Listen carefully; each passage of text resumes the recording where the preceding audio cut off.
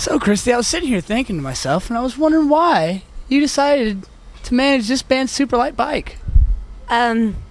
I work full-time for the recording. That's great, Christy. So... I'm not going to answer his question seriously if you're going to do that. I decided to work with SuperLiteBike because I really, really, really believe in their music. I love their music, and one of the things I think that is special about them is that they constantly write songs and have ideas, and so I just think that they're in the long run going to be one of those bands like Radiohead or like the Mars Volta, and not trying to compare to the Rolling Stones, but each album is something different and it's just as awesome, and so I just knew it was going to be worth the time and worth the not getting paid. So you get paid. You get paid. I do not get paid. Come on. I'll go buy you a drink right now. That's what we do. They pay me with We pay her with cigarettes and drinks. For now. For now.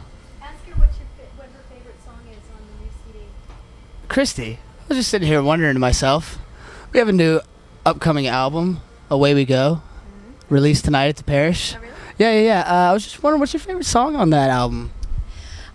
Personally, on albums like such as bands like SuperLiteBike, they create albums that it's from beginning to end one entity. So I love the album as a whole. I don't really have a favorite, but obviously crowd favorites like Home is amazing, and it's an amazing song. I love UPC. I love Raise the Colors.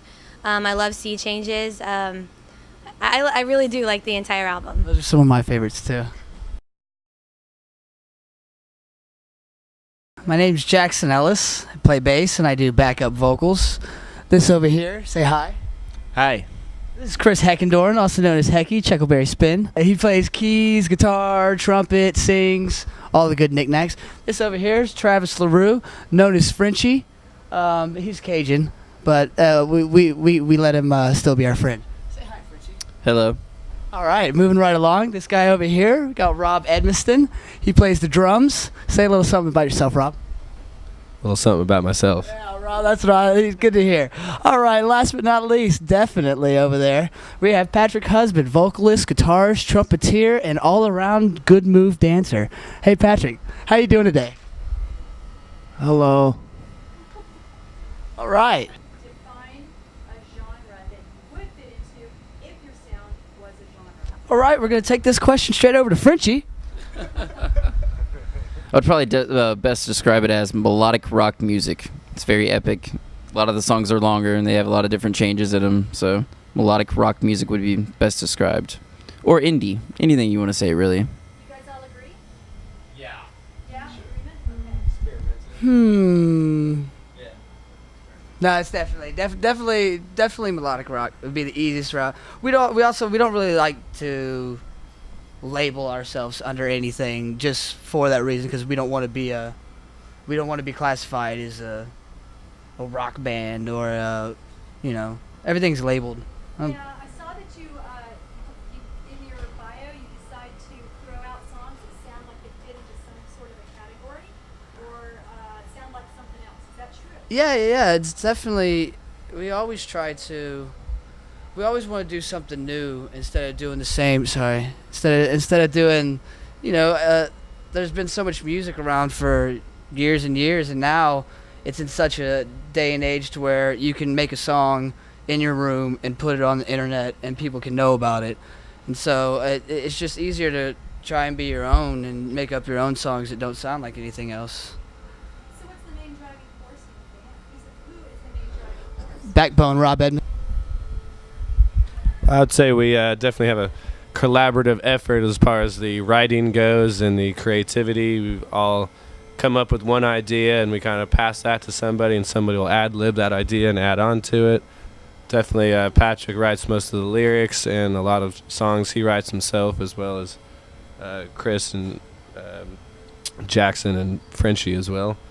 I probably write the least playing the drums, but I write my own drum parts, so I suppose that's something. Okay, so what is a studio session like for SuperLiteBike? Describe a studio session for SuperLiteBike. Studio session, we like to do long hours, like 10-hour days, 5 days a week, almost every day, until we have a funny word called a studio trip, where after a while you've been in so long, time just slows down and everything is kind of an entirely different perspective, and you lose sight of everything else that goes on around you except for the one thing you're trying to do and lay down a specific track or a specific part, and that really just like consumes you. And it's kind of nice to be cut off from all the outside world and be able to entirely focus on what it is you're trying to record and the sound you're trying to achieve. And in that goal, I mean, that becomes a grueling process, but definitely a rewarding and very like fun and exciting. We have a good time and all hang out and have laughs, and so it's a very enjoyable process, but definitely very long and trying. All right, tell me what it's like being an indie band in Austin, Texas, where there's so much competition. What's it like? You said it right there. There's a lot of competition, so it's there's a lot of oversaturation, not a lot of respect.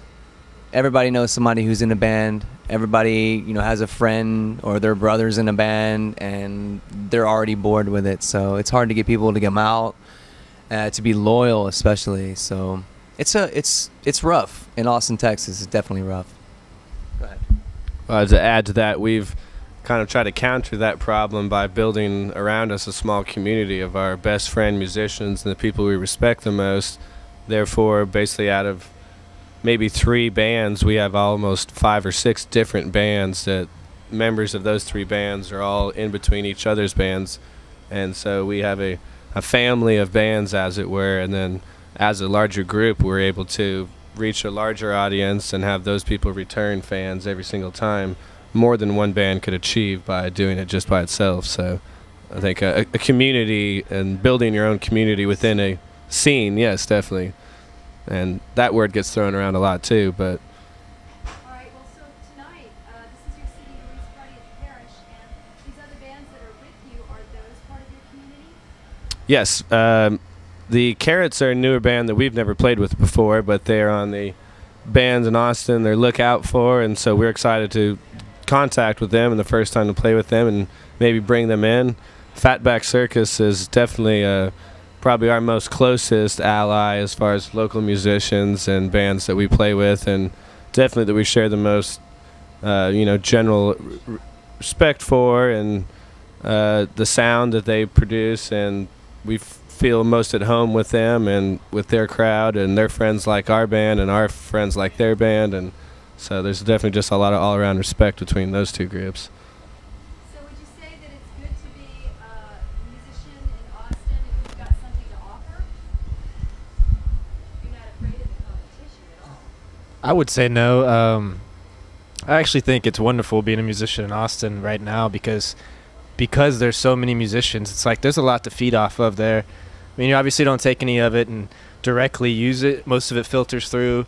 And after, you have so many different ones surrounding you, what comes out of you after that is just a culmination of all of it together, which, is going to be a lot different than a place where there's not much going on, only a few bands, not a lot to feed off of, which is kind of what these bands do together with the bands he was just talking about.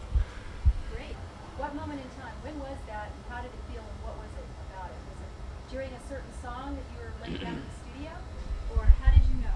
I'd say it's whenever Chris Heckendorn entered the band.